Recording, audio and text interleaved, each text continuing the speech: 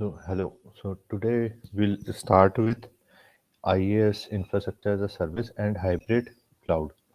We'll see what are the basics of this infrastructure as a service and hybrid cloud.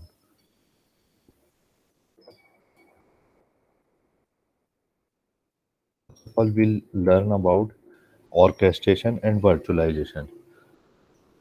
In virtualization, we'll see type 1 bare metal hypervisor and type 2 hosted hypervisors, and both type 1 and type 2 combined. So, what is infrastructure as a service? First of all, it's an online service which actually provides high-level abstraction or dereferencing of lower-level infrastructure. Means it makes IaaS provider makes abstraction. What does abstraction means? It means that it hides the lower level details and it provides upper level functionality for better and user friendly execution.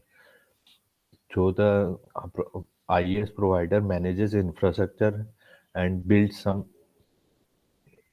middlewares that can provide services to the IaaS consumer, so that IaaS consumer can make some platform out of it.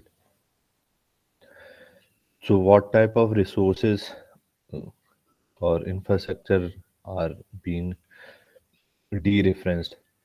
It's physical computing resources, locations, various data partitioning, scaling, security, backup, and there are various other also which are being dereferenced. Basically, these are provided by two fundamental things: processor and processor, RAM, and networking. So these three things are being dereferenced basically in the forms of different kind of resources. And there's also one more, means hard disk, and that storage drives, you can say. So these are also being the another type of dereferencing infrastructure. So infrastructure basically deals with what? Deals with two things: orchestration and virtualization. So we'll see first example of IaaS, then we'll see orchestration and virtualization. So IaaS uses cloud orchestration and virtualization, and technologies are example of IaaS cloud are Eucalyptus, which is one of the first, you can say, IaaS cloud, which provides which actually provides hypervisors with KVM, Zen, and VMware. Then it's one of the private. You can make your and install your own Eucalyptus cloud infrastructure at your own institute as a private cloud. Then it can also be provided as a hybrid cloud when we connect your private cloud with the Amazon Elastic Compute Cloud. Means there are some APIs which can connect your private Eucalyptus installed in your institute with the Amazon's EC2 service. Thereafter, OpenStack is another which uses REST API, and it's an hybrid cloud with the help of Cloud Formation, and it provides some compatible API for that.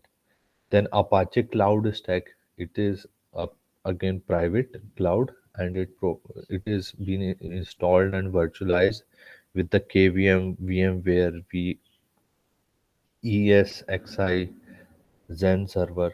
Then OpenNebula is another form of IaaS cloud which uses hypervisors like VMware, vCenter, KVM, LXD, etc. So you can go and study them in detail. These are the four major IaaS clouds. These are the extensive list of and available links as well for the IaaS cloud.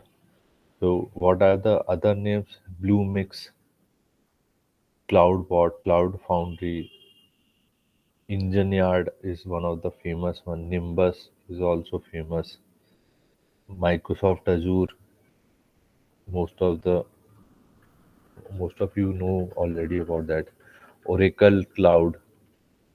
These are the famous ones, and there are various other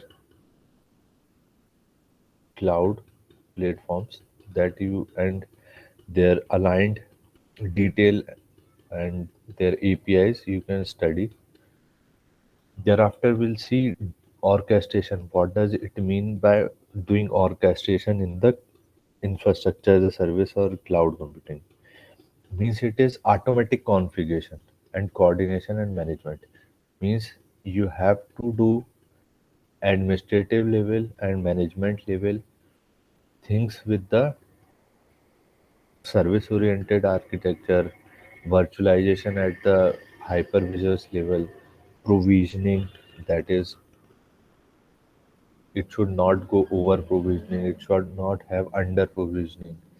Means there should be proper amount of resources you need to look at. Converged infrastructure you have to manage. Then dynamic centers are there which you have to manage for the load balancing. So these kind of management and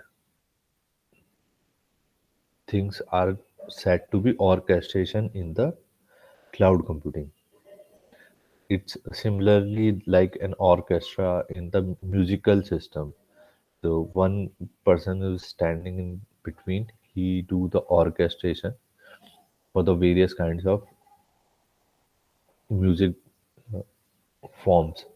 Then to meet some of the requirements of application, it is why we do orchestration, to meet application details, data, and infrastructure. What is difference between workflow, automation, and orchestration? This is important one because workflow is a subset kind of thing in the orchestration. Orchestration is much larger superset, and workflow is one of the process that actually completes some single domain task for automation. So that's workflow. Workflow is a single domain task and single processed or being completed within a domain. But orchestration of a cloud is said to be much larger aspect has and it has workflow management. It provides direct action towards larger goals. So orchestration has bigger objectives as compared to workflow management. Then virtualization is basically of two types. I hope that you already know about hypervisors.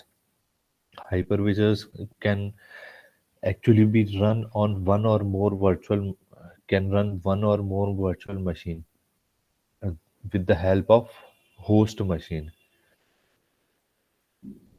And in such a condition, if you provide some new kind of operating system over another operating system, the new operating system would be like running on a virtual machine that we say as guest machine. So there are two machines.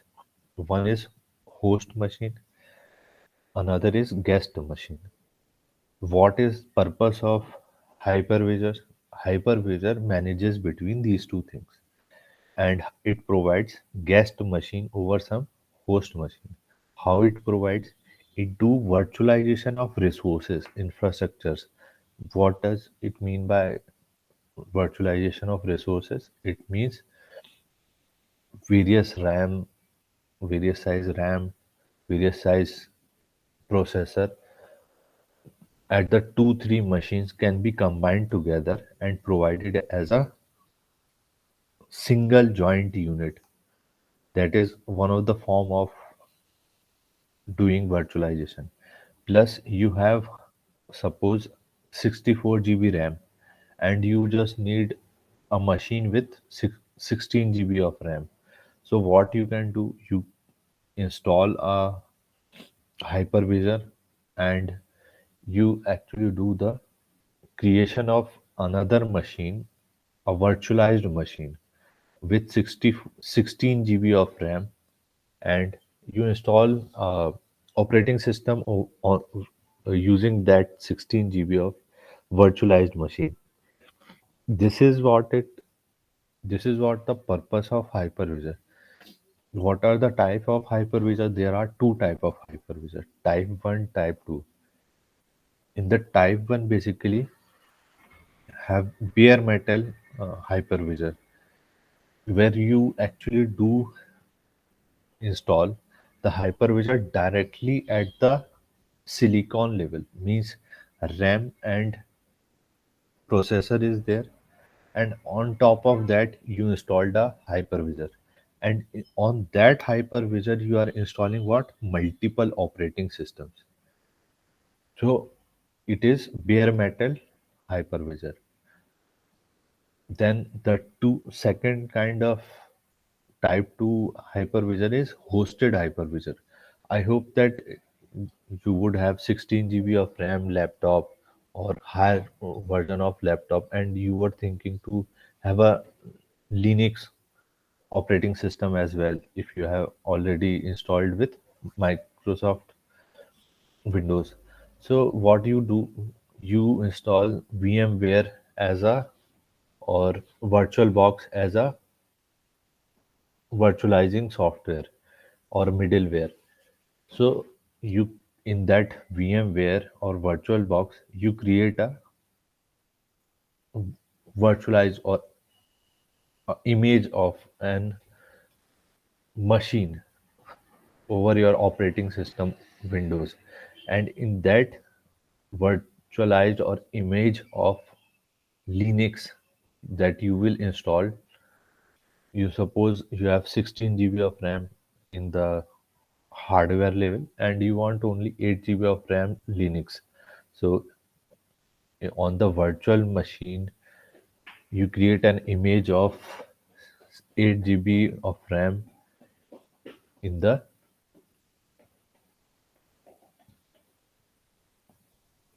VirtualBox or VMware, and you start running that Linux operating system as a virtual machine over your Windows operating system. So that's the second type of hypervisor, that is hardware level. And you have, on that you already have an operating system, and above that you install the hypervisor. So I hope this figure would have cleared you. Then there are various types of native and bare metal hypervisors, and they actually runs on different kind of host hardware to control various hardware, and it manages some operating system. So what is the purpose of type 1? It r- runs directly on the hardware infrastructure, means at the silicon level, and it controls the hardware directly, and it manages the operating system. What are the example of it? Siemens C40 is one of the first hypervisor in 1960s. Then Microsoft Hyper-V, which is nowadays a common. Xbox is also very common nowadays. VMware EXI, it has also been used by many person in common. Then advanced one are Nortex AHV, XCP, NG. These are not very popular. Then VM server at the higher industrial level by the Oracle, and Power Hypervisor, and the most common operating systems of Linux uses Zen as the hypervisor. Then hosted hypervisor. It actually runs on the conventional operating system. You assume that Microsoft Windows. On that Microsoft window, you install some software or middleware like VMware or VirtualBox. In that VirtualBox, you install you make a guest machine and you start installing operating system Linux or some Solaris or another operating system, and then you start functioning. So that actually provides Oracle. For example, there is Oracle VirtualBox. Then you have parallel desktop for Mac, for Macintosh operating system, VM player, workstation. These are the example of virtual machine image creation softwares or middlewares. Then both combined type 1, type 2 can be possible in the kernel module. So you have some of the uh, hypervisor can behave like type 1 as well as they can behave and worked as a type 2. So for example, KVM is also deployable at the hardware level, and KVM is also deployable at the host operating system. Kernel based virtual machine, Linux KVM. So what does it mean? It means that you customize it according to your bare metal deployment at the hardware level, as well as you can customize it for the installation at the operating system level. You arrange something according to the uh, Windows operating system, and you can use the infrastructure uh, that hardware level. Then FreeBSD, it is one of the uh, very famous by the Berkeley software distribution license is there, and FreeBSD Beehive is one of the popular hypervisor which behaves as both type 1 and type 2. Then next, we'll see hybrid eucalyptus and Am- Amazon EC2. What is basic difference between them? We'll see